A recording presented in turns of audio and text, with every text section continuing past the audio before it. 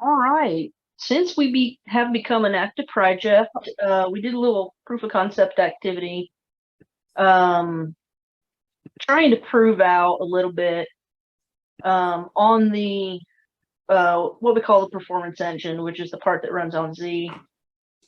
We compiled some code, some Geneva code, and we proved that we could at least take that machine code that we generated on Linux, and it would run as expected on Z. If we go further with that, there would be some coding changes required for how the engine does its inputs and outputs. We haven't gone further on that since the proof of concept. It was mostly just kicking it around to see what we could learn, because Linux on Z is new for a lot of the folks on the project. And right now, we're focused on some other things to get out the door before we may circle back on that. Very similarly as Docker, we took our workbench, which only runs on Windows. It's very, very much tied to the Windows platform. And we created a Docker container, and we proved out that someone on a Mac or a Linux machine could utilize the workbench for what the workbench currently does is a user uses it to code what eventually will get run by the performance engine. There was a more recent event this spring, similar to the Linux POC. We haven't gone any further, but we have the possibility of doing so, and I'm already getting to the look ahead part in the future. The other one this was a big one because Geneva has many training modules.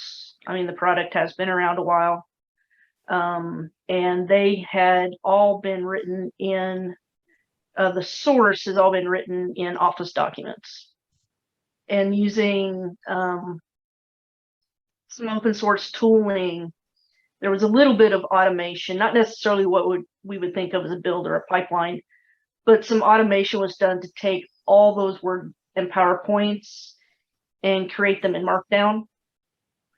And they're in right now, just kind of a staging GitHub repo, but they will get pulled into a new documentation repository that is powered by Jekyll. What the team came up with greatly simplified, not only converting old documentation, but it enables us, for anyone joining the project in the future, it enables them to write in Word if that's what they're comfortable with, and we can just take care of converting it for them. We had a couple demos, and we released some supplementary videos to explain what Geneva does, what the demos do, in our Geneva TV YouTube channel. We released a wiki, so for anyone who wants to know more about what the demo, our first big demo, does, which allows, they don't have to code or anything, they just put it on, install it on the mainframe and run it. And then we did some improvements for our UI, our workbench. We added some performance improvements to make the views run more efficiently. We also created some documentation for that demo. And then Kip Twitchell and Randall Ness were published in a journal, Enterprise Systems Journal, about open source and unlocking the potential of data sitting on the mainframe of Geneva. Any questions before I go to look ahead? No, very good. Very good. Thank you.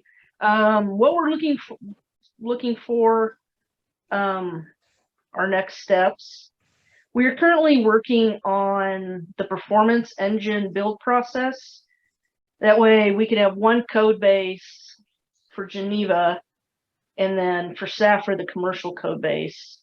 And the build process will automatically take care of what needs to stay on the commercial side of the house. And then obviously what will be open source. This will be, in my opinion, kind of a big deal once we get done, because we currently don't have all of the part that runs on Z open sourced yet. And hopefully once we get that separation between commercial and open source, this will allow some greater flexibility for either people who are currently on the team or any future committers to add functionality or performance tuning to the current batch product. We're also working on replacing something called MR91. It's currently in C++. We're getting close to finishing the Java rewrite. And what MR91 does is it creates information about your inputs and all your lookups, and it creates it in code that the performance engine uses when it's getting ready to process the data. And this Java MR91 will be able to run anywhere Java can run, including on Z, obviously. We've done a little work. We're still not quite there yet on our release strategy. And complete ingesting all that training documentation into the new Jekyll Power site.